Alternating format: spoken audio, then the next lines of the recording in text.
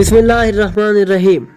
دنیا اپنی آخری حدوں کو چھو رہی ہے، جہاں ظلم، ناانصافی اور بے راہ روی نے انسانیت کو بے چین کر رکھا ہے۔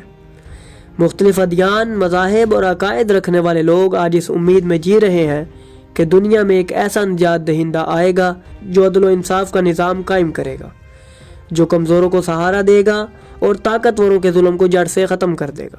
ناظرین، یہی وہ وقت ہوگا جب امام مہدی علیہ السلام اللہ کے حکم سے ظہور فرمائیں گے اور دنیا میں عدل و انصاف کا حقیقی نظام نافذ کریں گے۔ ان کے ظہور کے بعد دنیا ایک نئے عہد میں داخل ہوگی، جہاں انسانیت اپنے کھوئے ہوئے وقار کو دوبارہ حاصل کر لے گی۔ جب امام مہدی علیہ السلام دنیا میں اپنے ظہور کا اعلان کریں گے تو ان کے چاہنے والے، ان کے حقیقی ماننے والے اور وہ لوگ جو حق کے طلبگار ہیں، ہر سمت سے ان کی طرف کھنچے چلے آئیں گے۔ خاص طور پر کوفہ، جو امام کے ظہور کا ایک مرکزی مقام ہوگا، ایک روحانی اور جغرافیائی مرکز بن جائے گا۔ کوفہ اپنی موجودہ حدوں کو پار کر کے اتنا وسیع ہو جائے گا کہ وہ کربلا معلیٰ سے جا ملے گا۔ یہ وہ مقام ہوگا جہاں امام مہدی علیہ السلام کی قیادت میں ایک ایسی مسجد تعمیر ہوگی جس کی مثال تاریخ میں کہیں نہیں ملتی۔ یہ مسجد اپنی وسعت، اپنی بناوٹ اور اپنی روحانی اہمیت کی وجہ سے دنیا کی سب سے بڑی مسجد ہوگی۔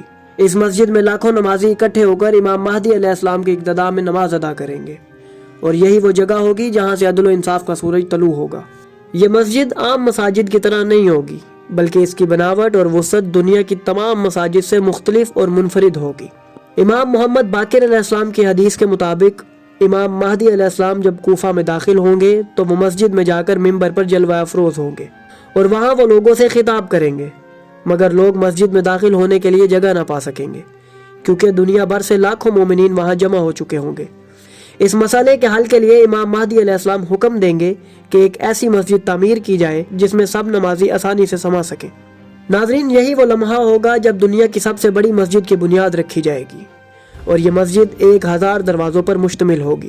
یہ 1000 دروازے چاروں اطراف میں تقسیم کیے جائیں گے تاکہ مومنین آسانی سے داخل ہو سکیں اور ہجوم کی روانی میں رکاوٹ نہ آئے۔ اگر ہم اس مسجد کے ایک طرف کے دروازوں کی تعداد کا اندازہ لگائیں تو ہر سمت میں 250 دروازے ہوں گے۔ اس کا مطلب یہ ہے کہ مسجد میں داخلے کے لیے اتنے وسیع راستے ہوں گے کہ کسی بھی قسم کا ازدحام یا دباؤ پیدا نہیں ہوگا۔ ہر دروازہ کم از کم 3 میٹر چوڑا ہوگا تاکہ ہزاروں نمازی ایک وقت میں بآسانی داخل ہو سکیں۔ اگر ہم داخلی دروازوں کی چوڑائی کو جمع کریں تو مسجد کے چاروں کونوں میں دروازوں کی چوڑائی 750 میٹر تک پہنچ جائے گی۔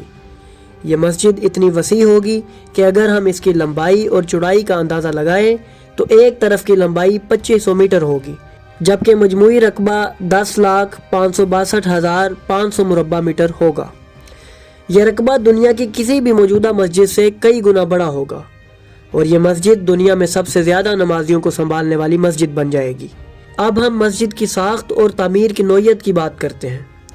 یہ مسجد صرف ایک عام عبادت گاہ نہیں ہوگی، بلکہ یہ جدید اور روحانی طرز تعمیر کا امتزاج ہوگی۔ ناظرین، مسجد کا صحن اتنا وسیع ہوگا کہ لاکھوں لوگ اس میں نماز ادا کر سکیں گے۔ اس کے اندر ایسی جگہ مخصوص ہوں گی جہاں لوگ وضو کر سکیں، آرام کر سکیں اور عبادت کے لمحات کو پرسکون ماحول میں گزار سکیں۔ یہ مسجد صرف عبادت کے لیے نہیں بلکہ امام مہدی علیہ السلام کے دور میں ایک ایسا مرکز ہوگی جہاں لوگوں کے لیے طبی سہولیات، تعلیم اور دینی علوم کے مراکز بھی موجود ہوں گے۔ یہاں وہ تمام جدید سہولتیں مہیا ہوں گی جو مومنین کی ضروریات کو پورا کریں گی۔ ناظرین، اس مسجد کی دیواریں ایسی ہوں گی جو عام تعمیرات سے مختلف ہوں گی۔